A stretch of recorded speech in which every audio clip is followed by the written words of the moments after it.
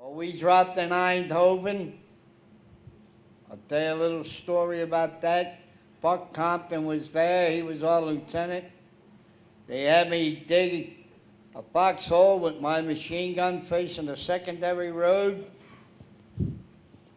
And we were talking about how happy the people were. You couldn't even move. They were so happy, kissing you, hugging you, giving you a beer, whatever you wanted, whatever they had, which wasn't much. But you know, one Dutch kid, I don't know, he must have been maybe 13, 15, and he heard us talking to the elder Dutchman, me and Wild Bill Guarnere. And the word we were talking about was freedom. It means a lot. And this kid, he was only a kid, and he said, the word freedom doesn't mean nothing. It's when you lose it, it means everything. We never forgot that. Thousands of guys just like us and did just as much, if not more, than we did, and we didn't have to get glamorized because we jumped out of an airplane and somebody made a movie. But there was thousands of other guys that did probably more than we did. And the brothers really told the story that as it happened, day to day, grinding away, and there are a few very heroic people that do what they have to do. We talk about this often. We all kind of hang out a lot, the four of us especially, but there's maybe a core group of like 10 of us who see each other on a social basis. And the thing that we talk about band, and we've all been working actors for many years and had true blessings in other shows and movies, but band is the one that just keeps giving. And even showing up here today, we were saying earlier, we've got to have a little tour upstairs, and we get to see Washington, and we get to see these guys and hang out with these guys who we idolize, and we still idolize.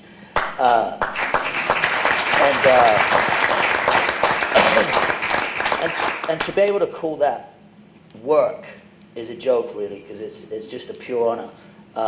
And the greatest thing about hanging with these fellas is they can still drink us under the table, which upsets me greatly, and I keep trying to beat them each time, and I don't. And I'm always in bed earlier than they are. But a band is just one of those defining moments, and each of us would be very, very lucky if we came across anything like this again in our own careers. So yeah, it's just we tip our hats to these fellas and adore being around them, and I've enjoyed the ride, and long may it continue. It really fundamentally, I think, changed us as men, how we live our lives, having them as an example. And a couple of us were really blessed to have our veterans alive, which I think was a special privilege that we got, and the amount of time I got to spend with Bill, to love him like a family member, to get to know him that closely, and for him to have the incredible courage to share. None of these men want to talk about what they did, but to just be privileged to hear what they experienced and to share that with us was such an honor. To travel, to see the world, to meet some incredibly influential people throughout it.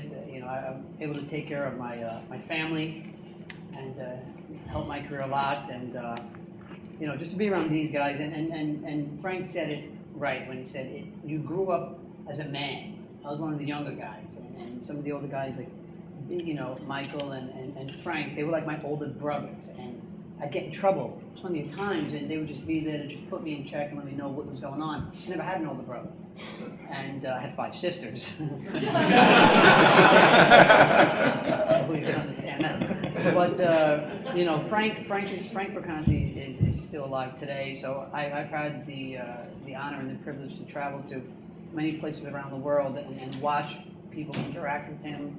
All these different places that these guys liberated, whether it's Holland and Holland or Normandy. You just watch the way the locals treat these men, and it's extremely humbling. And the hair goes up on your back, and it just taught me so much. This is always interesting. I've done a bunch of these panels with these actors and with different veterans, Some are no longer with us. And I get very emotional when I talk about this experience, because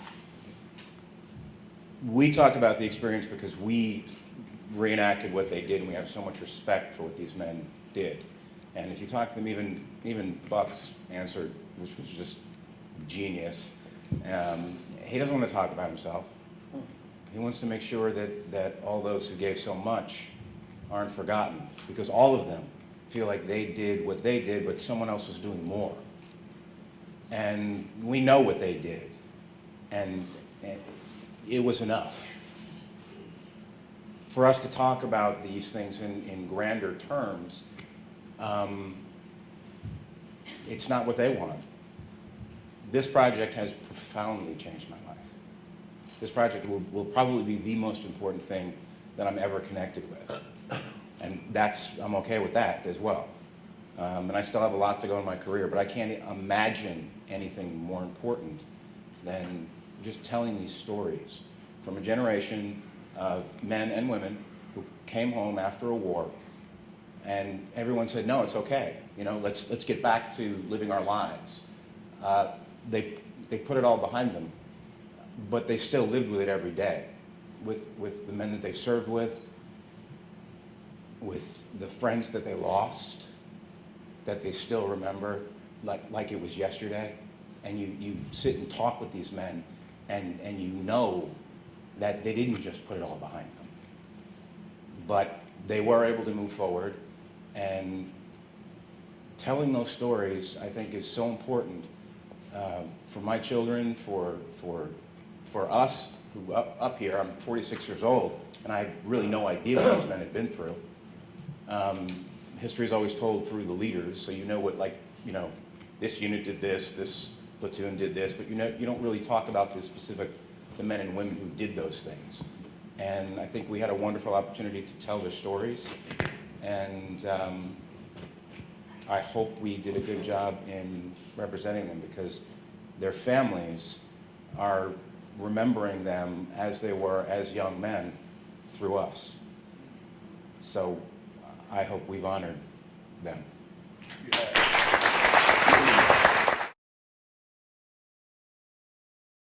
Aren't we lucky to live in a country where when your country calls, you respond to the call with your all, and if you're fortunate to survive the rigors of combat, go back home and contribute in other ways and raise your family and get involved in the church and the community. And most people who don't know you when you come back and they move in the community 10 or 15 years from now probably don't even know you were a hero in World War II because you don't talk about it. That's the Band of Brothers. That's what citizen soldiers do, and I can't think of a better group to represent that notion of citizen soldier than the men seated to my left tonight.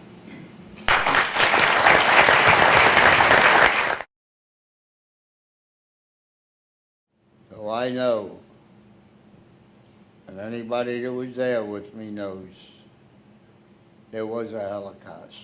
And I want to tell you something else.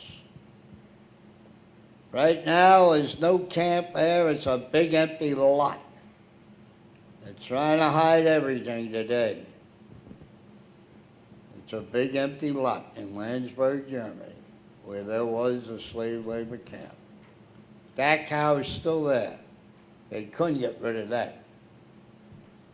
It was so huge and so many ovens there, and I couldn't even go in to see it when I was on a tour. I couldn't go in to see it. But I'm telling you, any of you people that doubt there was a Holocaust, take it from me, there was. Now, when you see them people, I don't know how that movie ever got those people to look that bad.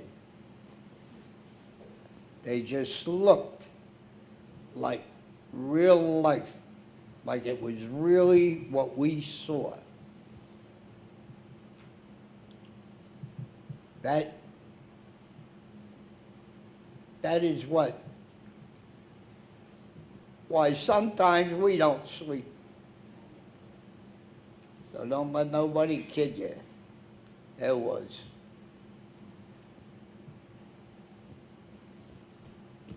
Thank you, babe.